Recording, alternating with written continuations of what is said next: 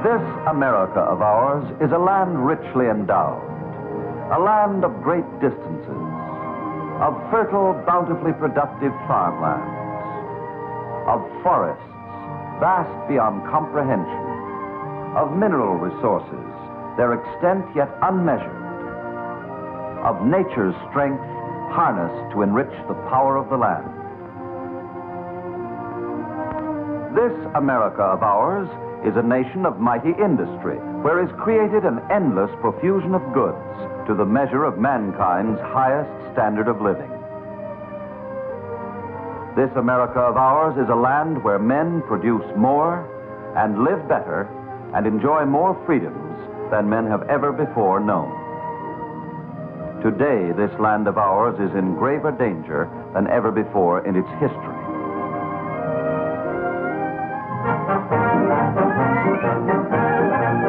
Standing guard against any threat to the national security are the nation's combat forces. On land, a superbly trained, equipped, and expanding army, sworn to the preservation of peace, but prepared to strike back should that peace be in danger. On the seas, the world's most powerful, far-reaching navy, massive in its size, mighty in its striking power, in the officers and the men who make that striking power effective. The United States Marines, the Fighting Leathernecks, proud symbol of America's determination to remain free. In the air, a force whose record of achievement has made it a living legend in the annals of air power, expanding with an atomic age.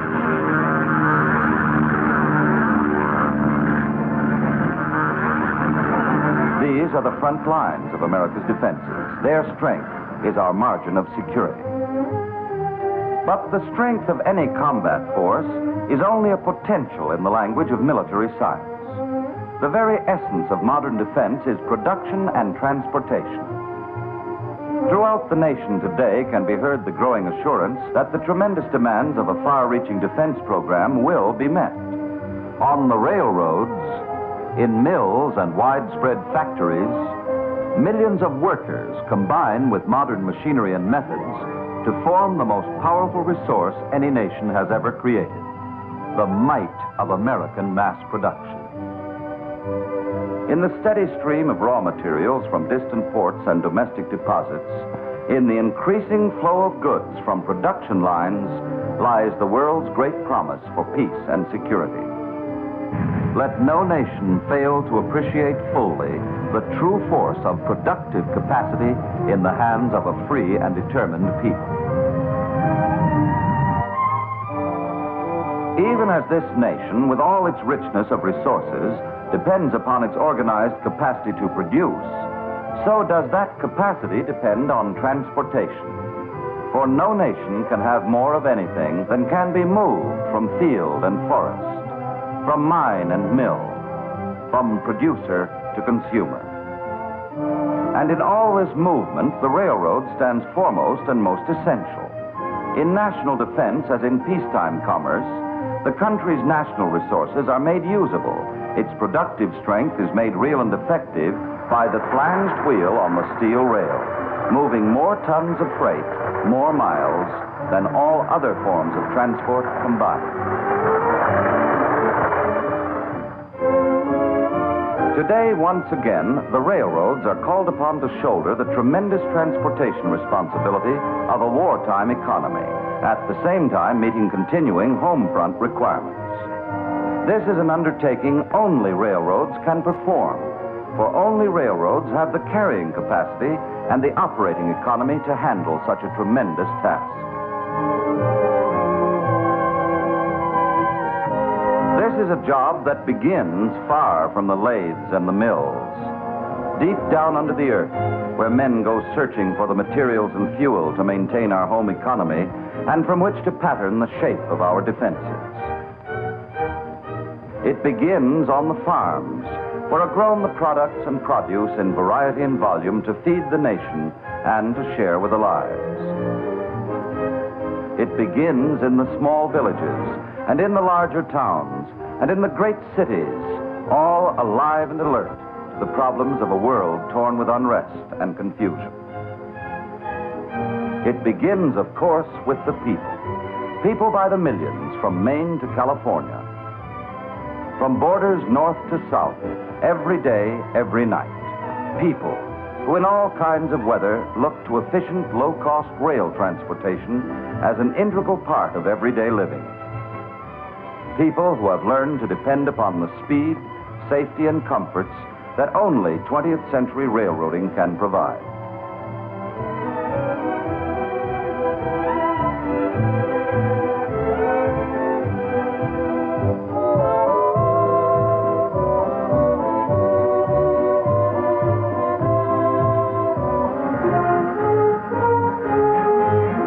Materials through every stage of manufacture and delivery, the things everyday America and the National Defense Program need in uninterrupted flow are assembled and distributed by the world's biggest assembly line, the railroads. They are the arteries that move and feed and help keep the nation alive and strong in times of peace and in times of crisis.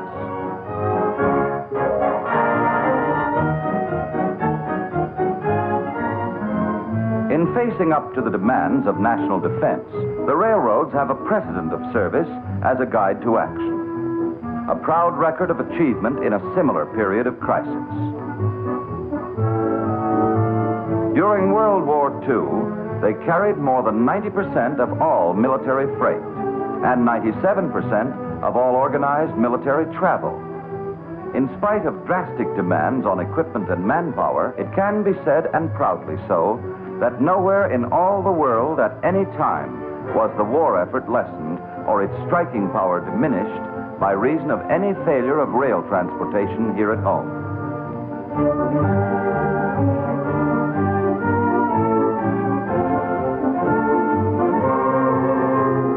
These are times when our country is once again faced with threats to those freedoms for which so many have already sacrificed. Not yet has a decade passed, and again, the manpower of the nation must be mobilized in preparation for the common defense. Induction centers greet the youth of the nation. Training camps have been reactivated and enlarged. The country's manpower is being trained to meet any threat to the national security.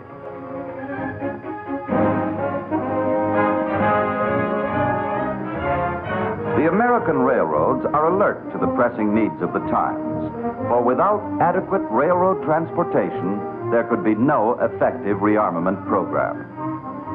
The civilian economy is supplied with food to eat, clothes to wear, fuel to burn. Meanwhile, the American railroads find the added equipment and personnel necessary to strengthen the defenses of the nation.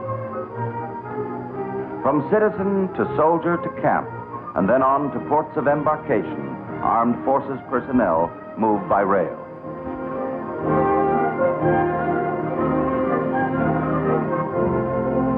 Logistical planning becomes real and effective only through the proper functioning of rail transportation.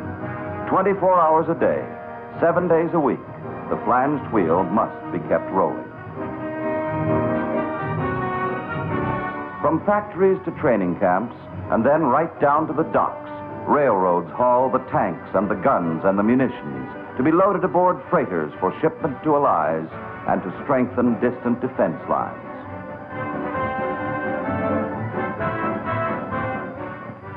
Railroad transportation is equally as essential as any other part of the business of supplying the steadily increasing demands of the National Defense Program.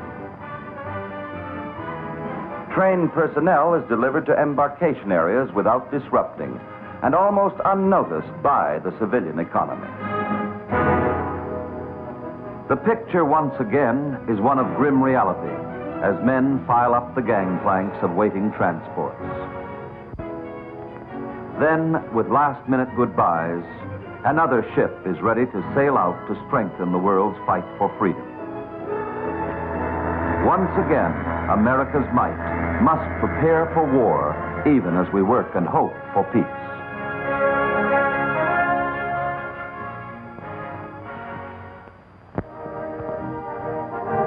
These, then, are the defenses upon which our very existence as a free and independent democratic nation might well depend. A far-reaching rearmament program encompassing every resource, every creative effort, every ounce of manpower we possess, all made effective through the unending efforts of America's free enterprising system of mass transportation. Railroads have pioneered and contributed mightily to the development of the vast American scene.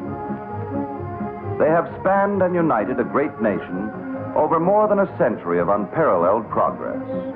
They have figured importantly in a past that has been a truly great formative period, wherein great men joined with destiny to create a heritage for those of us now present to cherish and to protect.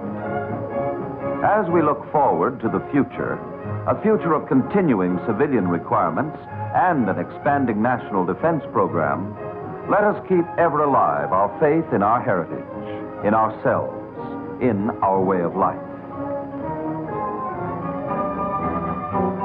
The pattern of events in the times ahead may be clothed in doubt and uncertainty. But come what may, America stands well fortified in every facet of continuing preparation, including the very crux of national defense, the vital factor of mobility, of raw materials, finished products, of men and munitions. As the National Defense Program continues to roll ever forward, the railroads can be depended upon to devote even more energy to the prime task of keeping this nation strong, to keep America and all mankind forever free.